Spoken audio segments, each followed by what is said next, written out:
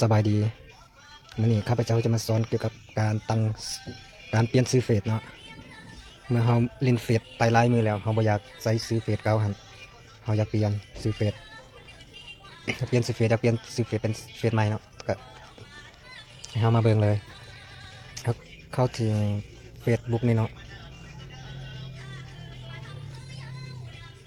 เมื่อเราเข้าฮอตน่ารักนี่แล้วให้เราไปที่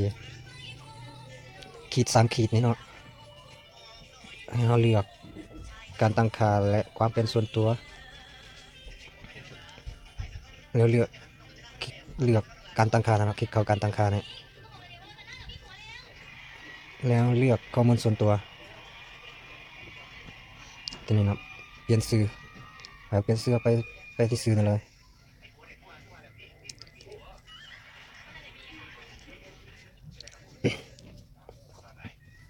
ตัวนี้จะบ่สามารถเปลี่ยนได้เนาะเพราะว่าข้าพเจ้าหากเปลี่ยนเมื่อกี้นี่เองตัวนี้จะบ่สามารถเปลี่ยนได้เพราะว่ายังบ่ฮอด60มือถ้าฮอด60มือเขาจะสามารถเปลี่ยนได้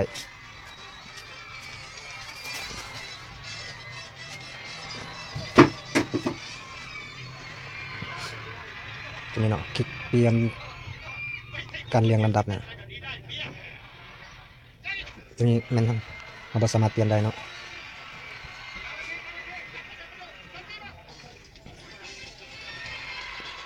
ถ้าฮอด60มือแล้วมันจะมีอันนะ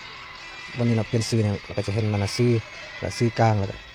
ซื้อกลางเราบ่ใส่เนาะมีแต่ใส่ซื้อแล้วก็นามสกุลแล้วก็สิ่งสำคัญให้เราจื้อรหัส Facebook เนาะ